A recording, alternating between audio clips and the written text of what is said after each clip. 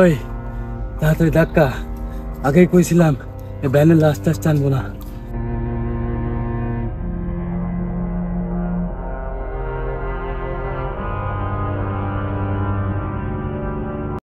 উস্তাদ, আমি আপনারা আগেই কইছিলাম এই শর্টকাট দিয়ে আইসেন না, এই বাগান দিয়ে আইসেন না। এই রাস্তাটা মোটেও সুবিধার মনে হচ্ছে না উস্তাদ।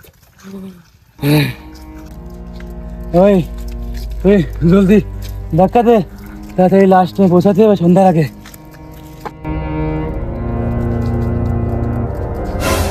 উস্তাদ, ধ্যান তো সত্যি না, সত্যি না উস্তাদ। দাঁড়া দেখতেছি কি হয়েছে। দাঁড়া, ওই এই শিকড়ে বাচ্চে, জোরে ধাক্কা দে, জোরে ধাক্কা দে।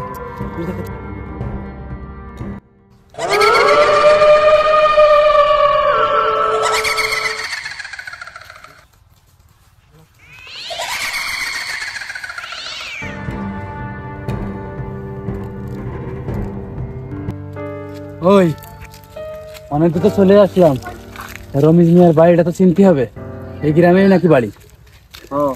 উস্তাদ, হ্যাঁ, সামনে একটা লোক বসে আছে মনে হচ্ছে, আমরা ওনার কাছে শুনি। চল চল চল। হ্যাঁ,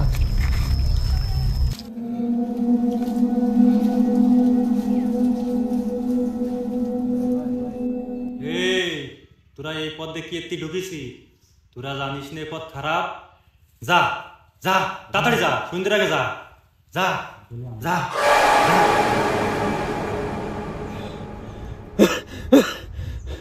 ওই চল তাড়াতাড়ি চল। উস্তাদ, আমি আপনারা আগেই কইছিলাম এই লাশ আপনি নিয়ে আসেন না। গরিব মরবি তোরা, সবাই মরবি, সবাই মাটির তলে যাবি, তোরা সবাই মরবি।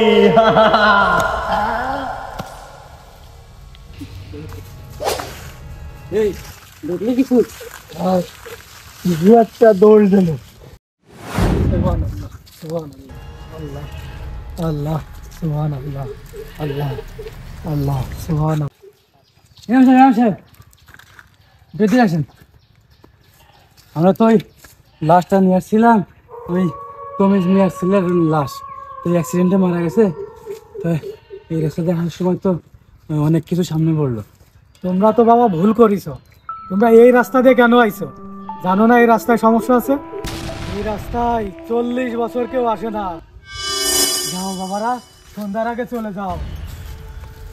চলেন।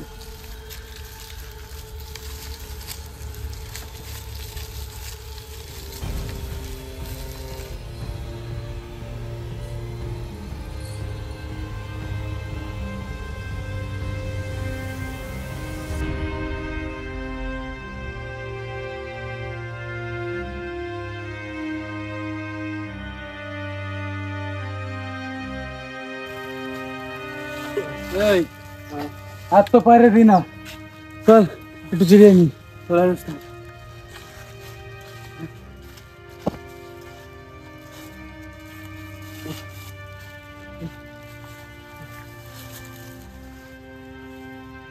কি জন্য যে লাশটা দেখেছিলাম ভ্যানে?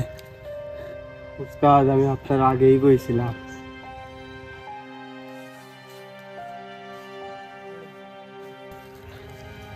একটা ফোন আইছে রে, এ তো রমেশ মিয়ার কল। হ্যালো, লাশ তো নেবে না, কোথায় লাশ নেবে না? ভাই উস্তাদ,